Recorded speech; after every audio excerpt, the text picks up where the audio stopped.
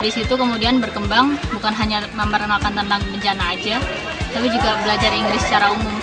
Kita lebih banyak menggunakan metode dengan games, bermain, karena itu lebih menarik dan lebih mudah ditangkap oleh anak-anak. Dan dalam satu kali pertemuan, kita ajarkan beberapa kosakata dan juga ada cerita-cerita. Bahasa Inggris, tetapi di situ memberikan muatan atau isu-isu mengenai bagaimana kita mengatasi atau meminimalisir bencana itu.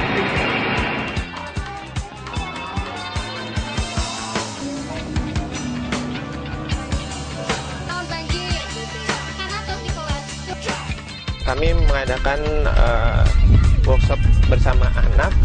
Tujuannya yang pertama adanya peta kampung versi anak, yang kedua peta bahaya versi anak, dan yang ketiga jalur evakuasi versi anak. Ini kami lakukan dalam 6 pertemuan.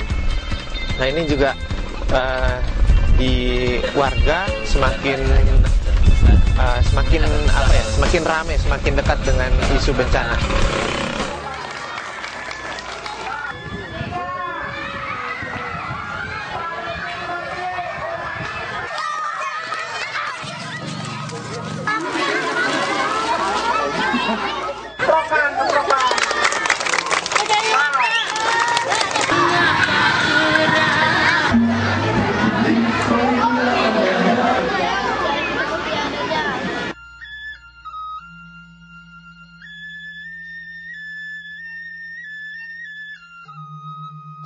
Kami senang, kami bisa mewarnai, mencari jalan.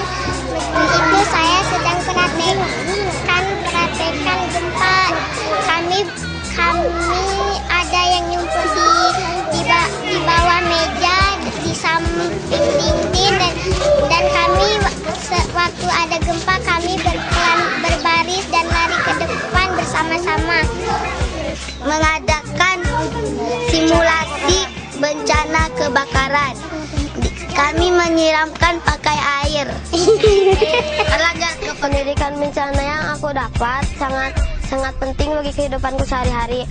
Seperti aku pernah keliling bersama guru-guru ASB, keliling-keliling kampung, dan di situ ada bekas longsor yang terjadi pada tahun 2003. Saya mendapatkan pelajaran dari longsor itu, seperti kita jangan menebang pohon sembarangan, dan kita harus menanggulangi dan menanam pohon-pohon yang bisa menjaga kita tidak terkena bencana.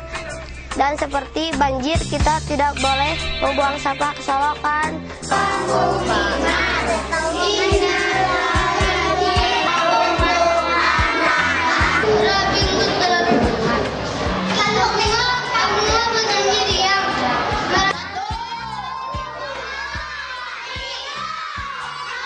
Atau siswa yang sudah diajarkan di kelas, baik di kelas dan di komunitas, itu mereka sudah mampu sedikit tahu lah bagaimana cara-cara menanggulangi atau cara-cara menyelamatkan diri. Ini ada karakteristik khas sifat anak. Setelah mereka mendapat pengetahuan, mereka langsung setelah balik dari rumah menginformasikan lagi ke keluarga mereka. Jadi bahwa kegiatan ini adalah dijadikan anak sebagai agen informasi, agen perubahan cukup efektif. Ini bisa dilihat dari cerita-cerita orang tua mereka. Setelah waktu gempa itu anak mereka langsung menyelamatkan diri. Kasih tahu dengan siapa? Kasih tahu ke siapa? Dengan teman-teman, apa dengan ayah ibu, siapa? Teman-teman, ayah ibu. Terus siapa lagi? Nenek, kakek. Terus? Ibu, adik. Terus? Ya memang betul. Dengan pengetahuan anak ini kan yang namanya kan mendapatkan hal-hal yang sifat baru. Di rumah dia langsung tanya apa itu. Ya. Dengan adanya demikian, ada pengetahuan seperti ini, memang betul kalau kami di rumahnya terus diskusi, anak-anak itu yang sering nanya dengan kita kan. Nah itu ada gempa, lari dia kemana yang kira-kira yang dia dapat pengetahuan, masuk bawah meja, gitu. Bencana kan kita tidak tahu kapan akan terjadinya. Jadi memang baik sekali untuk diberikan kepada anak-anak, khususnya ya dari kecil kan, nanti dari kecil mereka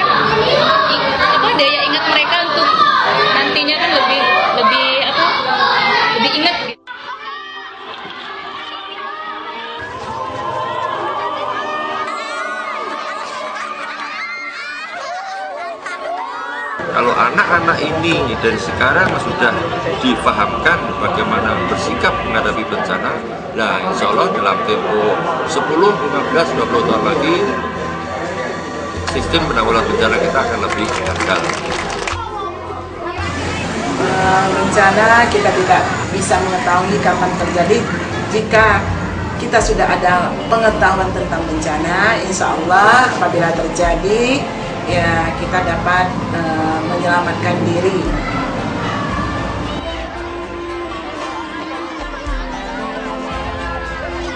Mudah-mudahan ini menjadi amal buat guru-guru di SD dan MI Muhammadiyah, karena mencegah itu jauh lebih daripada harus mengobati. Jadi kira siapa tahu justru anak-anak yang terselamatkan dengan pendidikan siaga bencana ini akan menjadi anak-anak yang saleh, yang kelak akan mendoakan ibu dan bapak gurunya di SD dan MI Muhammadiyah.